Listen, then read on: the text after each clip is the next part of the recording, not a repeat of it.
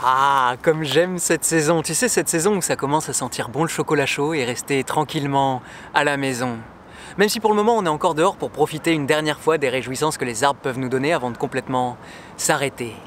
Alors tu vas me dire, oh mais il nous gonfle celui-là, est toujours content même quand il commence à faire frais et que les jours commencent à décliner. Eh bah oui, j'y suis pour rien, même si j'ai mon lot d'anxiété, la nature je crois m'a fait optimiste. Et comme je considère que c'est une chance, je le prends comme ça, tel qu'on me l'a donné. Mais c'est pas du tout ça le sujet de la chronique du jour, du coup on va filer à l'atelier et chronique numéro 91, c'est parti!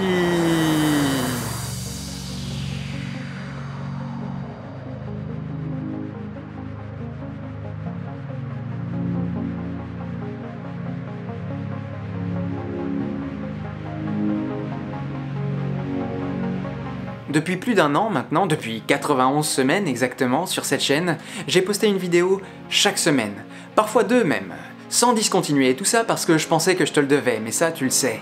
Mais cette semaine c'est différent, cette semaine j'ai l'impression qu'à un moment, il faut savoir s'écouter, s'entendre, s'accepter et s'arrêter au risque de perdre quelques vues. Cette semaine, la semaine prochaine et peut-être même la semaine d'après, Bonheur sur scène, ce sera fermé.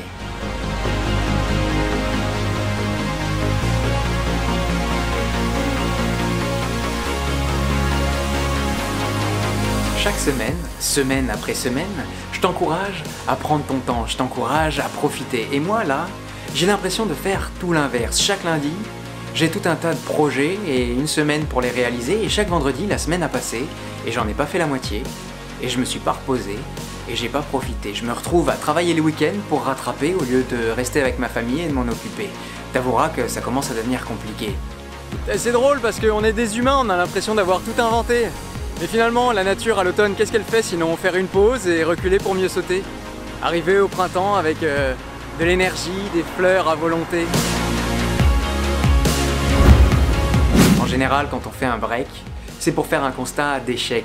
On s'arrête quand on a un pépin, quand on a un petit problème, et on se dit « Aïe, j'ai mal aux pieds ». Moi, je pense l'inverse.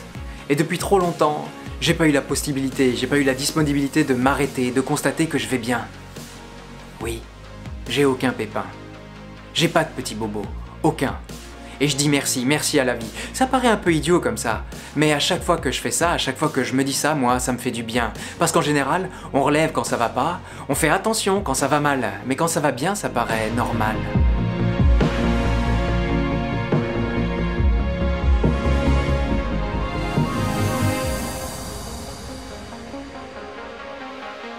Je me souviens, dans un de ses films, Nicolas Hulot disait « La vie, c'est pas la norme, c'est l'exception ».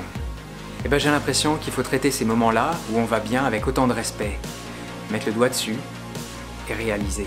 En début de chronique, je te parlais d'être optimiste, mais en vérité, comment pas l'être quand on voit comment on est entouré? Comment pas l'être si on regarde du bon côté?